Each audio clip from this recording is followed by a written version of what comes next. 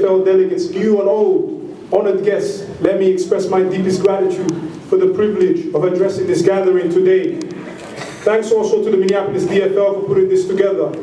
I would also like to thank my wonderful team, hadlaya, my wonderful team of volunteers,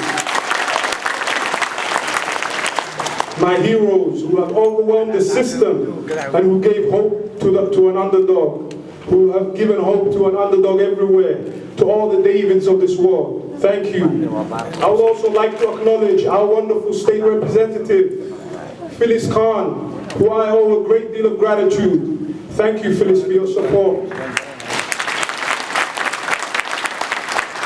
My name is Cabdi Warsame. Currently, I'm the Executive Director of the Riverside Plaza Tennis Association, as well as the President of the Board of Directors of the Cedar Riverside Neighborhood NRP.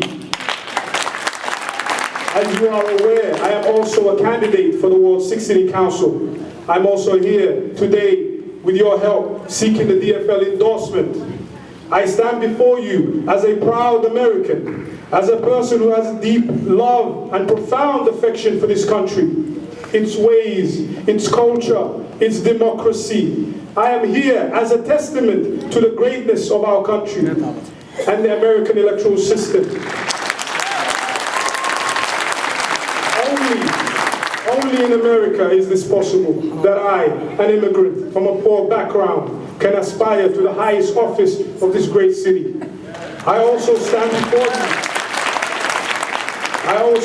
before you as a person who wants to serve this city and who has an inclusive vision of our city.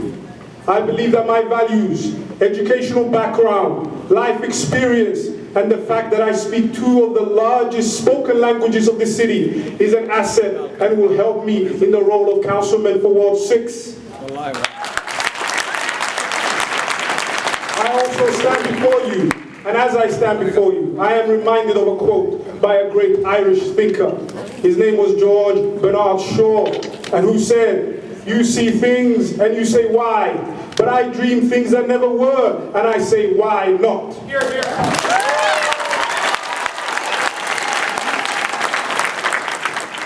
His journey started nearly 2 years ago.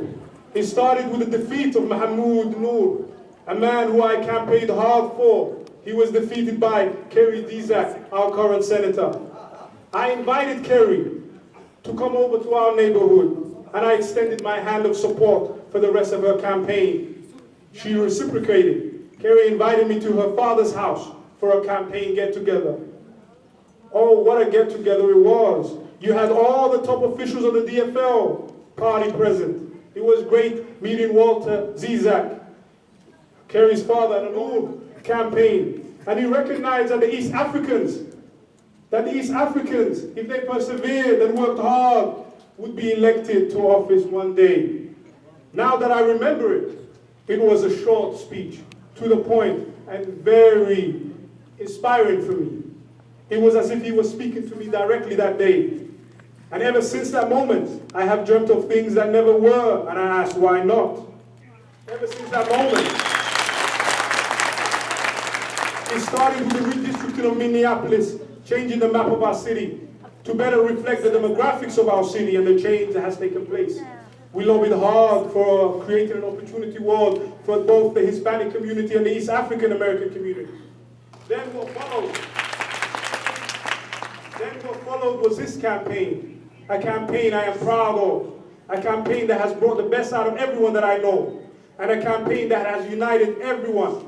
United the likes of Cabdi Warsame and Phyllis Khan. It has united young and old, immigrant Americans and those who were born here. It is a campaign of ideas, of hard work.